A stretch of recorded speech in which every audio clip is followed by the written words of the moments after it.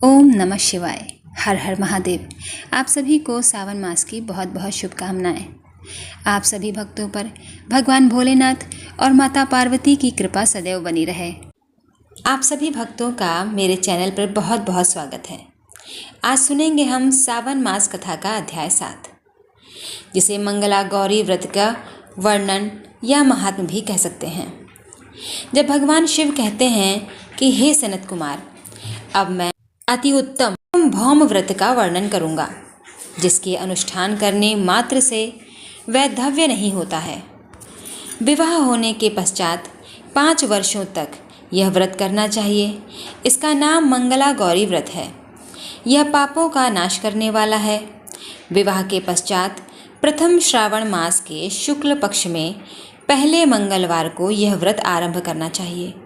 केले के खंभों से सुशोभित एक पुष्प मंडप बनाना चाहिए और उसे अनेक प्रकार के फलों तथा रेशमी वस्त्रों से सजाना चाहिए। उस मंडप में अपने सामर्थ्य के अनुसार देवी की स्वर्णमयी अथवा अन्य धातु की बनी प्रतिमा स्थापित करनी चाहिए और 16 उपचारों से, 16 दूर्वा दलों से, 16 अपामार्ग दलों से, 16 चावलों से तथा 16 चने की दालों से मंगला गौरी नामक देवी की पूजा करनी चाहिए और 16 बत्तियों से 16 दीपक जलाने चाहिए। माँ गौरी को दही तथा भात का नैवेद्य भक्तिपूर्वक अर्पित करना चाहिए और देवी के पास पत्थर का सिल तथा लोढ़ा स्थापित करना चाहिए। 5 वर्ष तक इस प्रकार से करने के पश्चात उद्यापन अवश्य करना चाहिए। माता को वायन प्रदान करना चाहिए। अब मैं तुम्हें वायन विधि बताता हूँ। अपने सामर्थ्य के अनुसार 1 पल प्रमाण सुवर्ण की अथवा उसके आधे प्रमाण की अथवा उसके भी आधे प्रमाण की मंगला गौरी की प्रतिमा निर्मित करनी चाहिए। अपनी शक्ति के अनुसार स्वर्ण आदि के बने तंडुल पुरित पात्र पर वस्त्र तथा रमणीय ओढ़नी रखकर उन दोनों के ऊपर देवी की प्रतिमा स्थापित करनी चाहिए।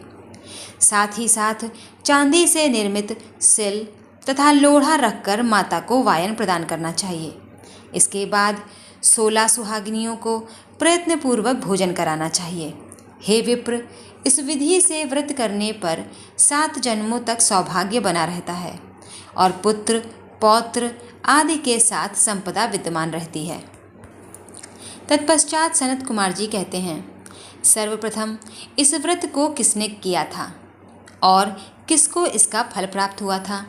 हे प्रभु, जिस तरह से मुझे इसके प्रति निष्ठा हो जाए, कृपा करके वैसे ही बताइए। तब भगवान शिव कहते हैं, हे सनत कुमार, पूर्व काल में कुरु देश में श्रुतकीर्ति नामक एक विद्वान, कीर्तिशाली, शत्रुओं का नाश करने वाला, 64 कलाओं का ज्ञाता तथा धनुर्विद्या में कुशल राजा हुआ था। पुत्र के अतिरिक्त अन्य सभी शुभ चीज़ें उसके पास थीं।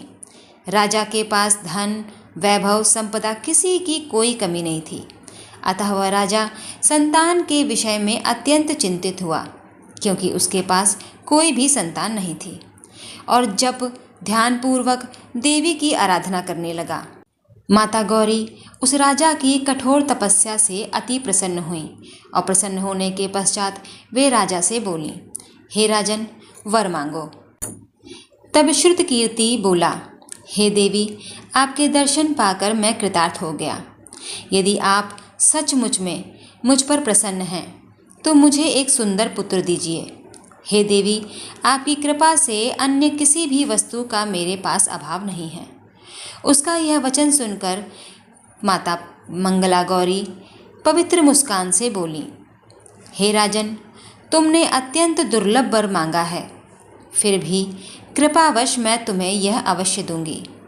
किंतु हे राजेंद्र, सुनिए, यदि परम गुणी पुत्र चाहते हो तो वह केवल 16 वर्ष ही जीवित रहेगा, और यदि रूप तथा विद्या से विहीन पुत्र चाहते हो तो वह दीर्घजीवी होगा। देवी का यह वचन सुनकर राजा अत्यंत चिंता में डूब गया और पुनः अपनी पत्नी से परामर्श करके उसने गुणवान तथा सभी शुभ लक्षणों से संपन्न 16 वर्ष की आयु वाला पुत्र मांगा। तब देवी ने भक्ति संपन्न राजा से कहा, हे राजन, मेरे मंदिर के द्वार पर एक आम का वृक्ष है।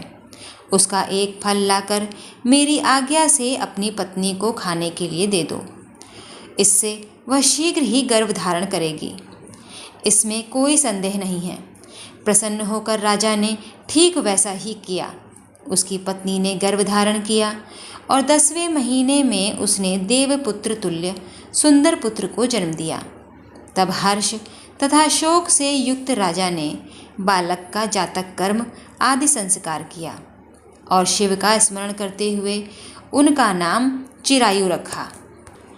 जब पुत्र 16 वर्ष का हो गया तब राजा और रानी दोनों चिंतित हो गए और वे विचार करने लगे कि यह पुत्र बड़े कष्ट से हमें प्राप्त हुआ है।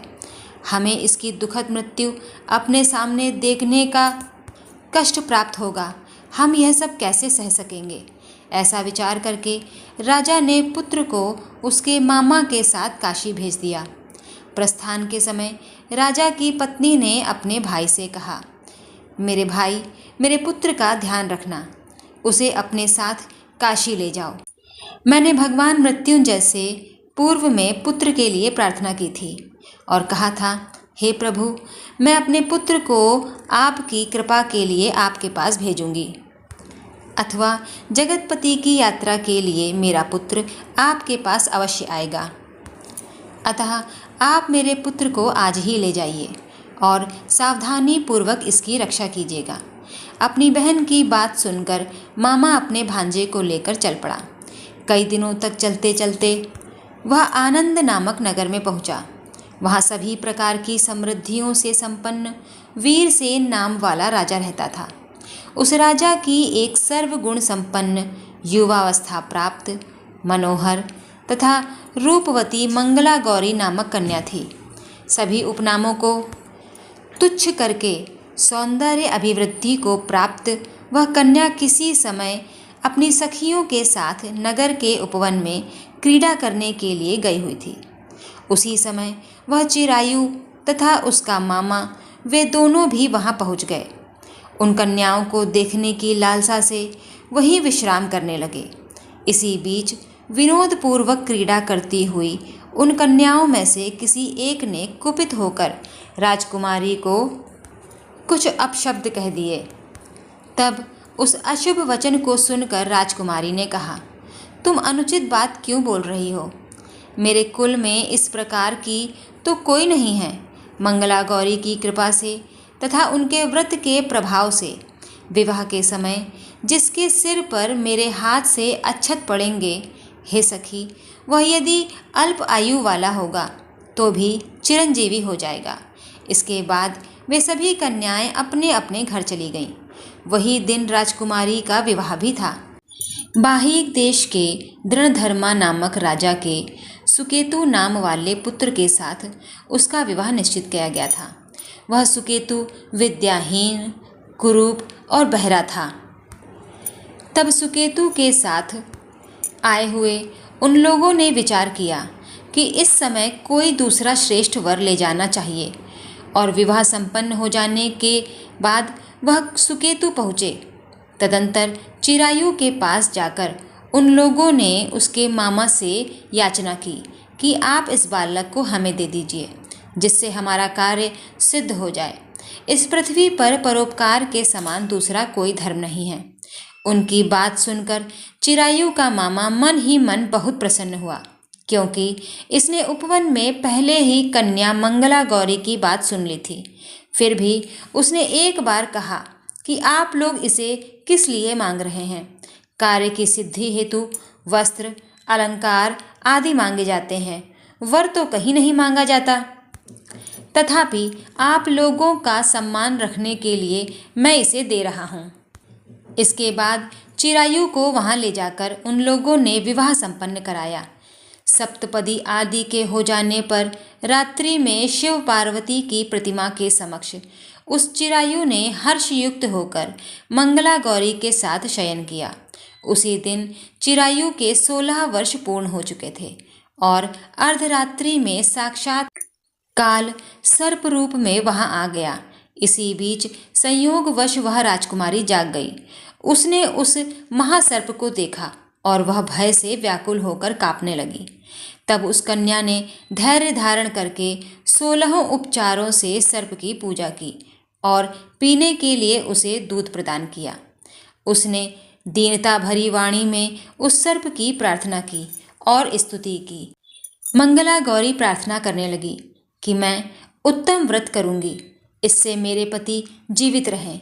ये जिस तरह से चिरकाल तक जीवित रहें, आप वैसा कीजिए। इतने में सर्प वहां स्थित एक कमंडलू में प्रवेश कर गया और उस मंगला गौरी ने अपनी कंचुकी से उस कमंडलू का मुंह बांध दिया। इसी बीच उसका पति अंगड़ाई लेकर जाग गया और अपनी पत्नी से बोला, हे प्रिय, मुझे बहुत जोरों की भूख लगी है।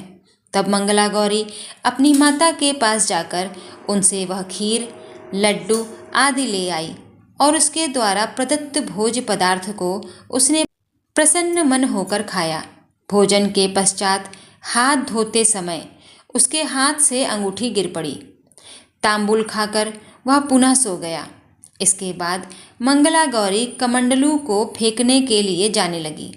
विधि की कैसी गति है कि उस कमंडलू में से बाहर की ओर जगमग करती हुई हार कांति को देखकर वह आश्चर्यचकित हो गई। घट में स्थित उस हार को उसने अपने कंठ में धारण कर लिया। इसके बाद कुछ रात शेष रहते ही चिरायु का मामा आकर उसे ले गया। इसके बाद वर पक्ष के लोग सुकेतु को वहां ले आए। उसे देखकर मंगला गौरी ने कहा कि यह मेरा पति नहीं है। तब उन सभी ने उनसे कहा, हे शुभे, तुम यह क्या बोल रही हो? यहाँ तुम्हारा कोई परिचायक हो तो उसे हम लोगों को बताओ। तब मंगला गौरी कहती है, जिसने रात्रि में 9 रत्नों से बनी अंगूठी दी है, उसकी अंगुली में इसे डालकर निशानी देख लें। मेरे पति ने रात्रि में मुझे जो हार दिया था, उसके रत्नों का समुदाय कैसा है, इस बात को यह बताए। यह तो कोई अन्य ही है। इसके अतिरिक्त रात्रि में आम सींचते समय उनका पैर कुमकुम से लिप्त हो गया था। वह मेरी जांघ पर अब भी विद्यमान है। उसे आप शीघ्र देख लें। साथ ही रात में परस्पर भाषण तथा भोजन आदि जो कुछ भी किया गया था, उसे यह बता दें। तब वह निश्चय ही मेरा पति है। इस प्रकार उसका यह वचन सुनकर सभी कहने लगे, ठीक है, ठीक है। किंतु जब एक भी बात न मिली, तब सभी ने सुकेतु को उसका पति होने से निषिद्ध कर दिया और वे वर पक्ष वाले जिस तरह से आए थे, ठीक उसी तरह से चले भी गए। तत्पश्चात अपने वंश को बढ़ाने वाले महान यश से संपन्न तथा परम मनस्वी मंगला गौरी के पिता ने अन्न पान आदि का सत्र चलाया। उन्होंने वर पक्ष का वृतांत कानों कान सुन लिया कि स्वरूप से कुरूप होने के कारण लोगों के द्वारा किसी अन्य को वर के रूप में आदरपूर्वक लाया गया था। वह उन्होंने अपनी कन्या को पर्दे के भीतर बैठा दिया। इस प्रकार 1 वर्ष बीतने पर यात्रा करके वह अपने मामा के साथ यह देखने के लिए आया कि विवाह के पश्चात वहाँ क्या हुआ। तब उसे गवाक्ष के भीतर से देखकर वह मंगला गौरी अत्यंत प्रसन्न हुई और माता पिता से बोली कि यही मेरा पति है, यह मेरे पति आ गए हैं। तब राजा ने अपने घर वालों को बुलाकर पूर्व में कहे गए सभी परिचाय को देखकर मंद मुस्कान वाली अपनी कन्या चिरायु को सौंप दी। राजा ने शिष्टजनों को साथ लेकर विवाह का उत्सव कराया। इसके बाद राजा वीरसेन ने वस्त्र, आभूषण आदि, सेना, घोड़े, हाथी, रथ और अन्य भी बहुत सी सामग्री देकर उन्हें विदा किया। इसके बाद अपने कुल को आनंदित करने वाला वह चिरायु पत्नी तथा मामा के साथ सेना के साथ अपने नगर पहुंचा।